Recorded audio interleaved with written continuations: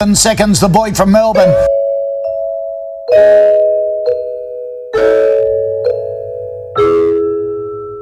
He's been called the Usain Bolt of Rubik's cubing.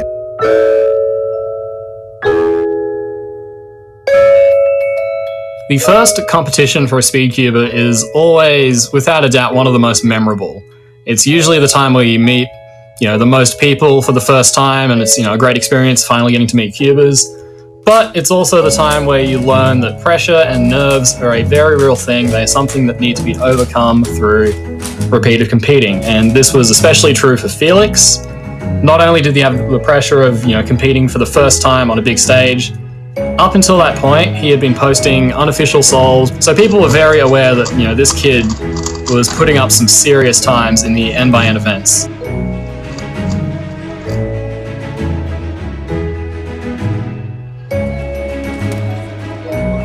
Feliks's first competition, 2009, New Zealand Nationals. He got 12 continental records and 4 national records.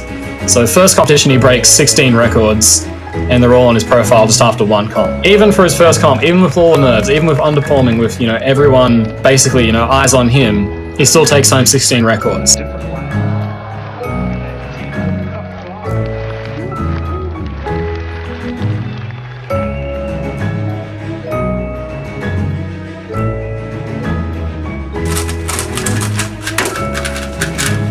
It's important to put this into context. He started straight out of the gate at a full sprint. His second competition, getting the world's first sub-10 average, with 2 counting 8s. And less than a year later, breaking the world record twice to bring it down to sub-8, which is something that people struggle to get to today.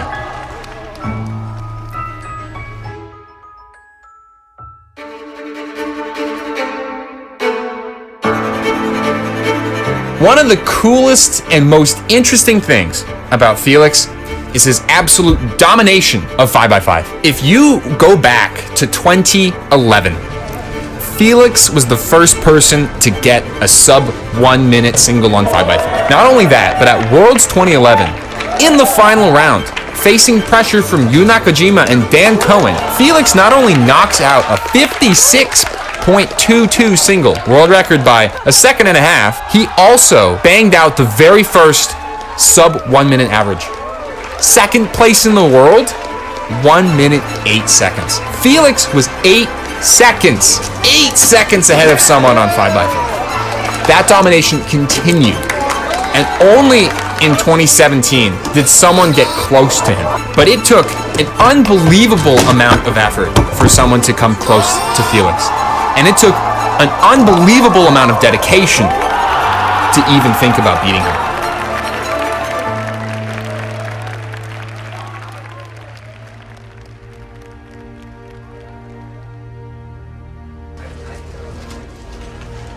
Feliks was so far ahead of everybody else. Going into Worlds, he had the 9 best 3x3 averages ever done in competition. If you look back to 2009, before their Worlds, 5 different people held the 9 best averages that were ever done in competition. So Feliks definitely was miles ahead of the competition, and it probably didn't even take his best effort to win Worlds 2011.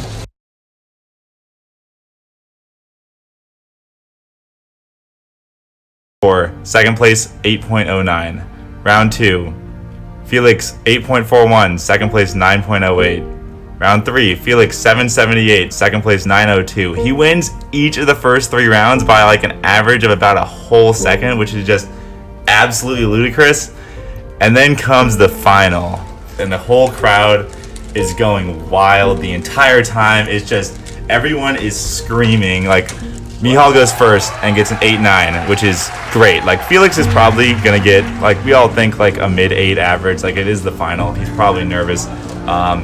And Michal getting an 8.9 is a great start. He has a chance. Feliks then gets a 9.2, and already it's beginning. Like, it's already begun that, oh wow, okay, Solve 1 didn't go that well. It's probably still not gonna go that badly. Feliks is the best for a reason. And then Solve 2, and Michal gets a 7.6, and Feliks gets a 9.4, and now Michal's counting an 8.9, and Feliks is counting a 9.2, and it's like really like, oh my god, wait, It's like this, something crazy could be happening. And Michal, one more solve, and he's basically become world champion. And Michal on solve 4, 8-7, locks it up on the spot. He doesn't even need his 5th solve, which ends up being an 8-8 for an 8-6 average. He wins by almost an entire second, and Feliks gets a 10-0 on the 4th solve, which he is now eliminated from getting 1st or 2nd. He has to do a good last solve just to even make the podium. He does squeak it out with his best solve in the last solve with a 9-1, which his best solve of the final was worse than any of his averages in the previous 3 rounds, which is pretty wild.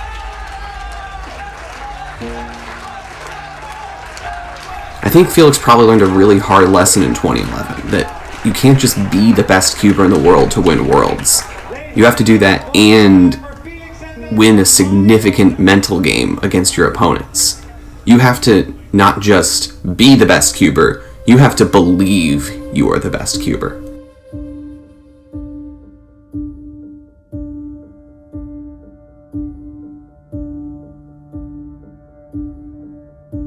Imagine having to be Feliks in this final.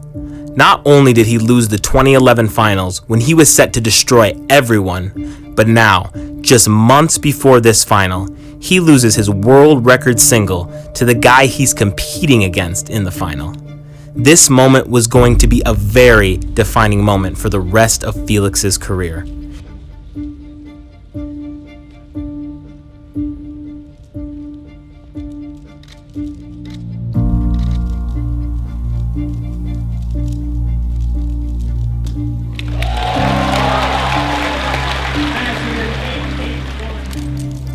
When Worlds came back around in 2013, Feliks knew he had to make a comeback.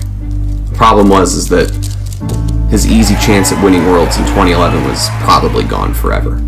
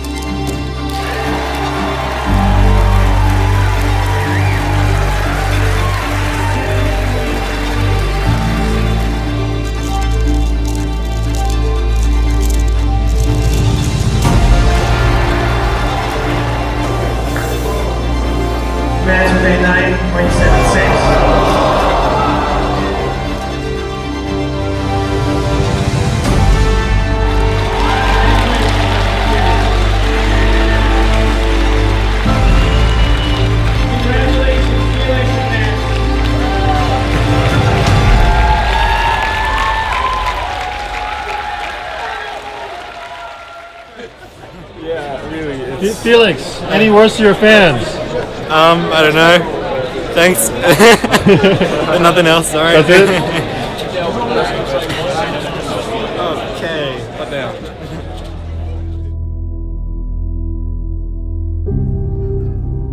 In order to win back-to-back world championships, you have to remain the best for over 2 years against every single up-and-coming talent in the world.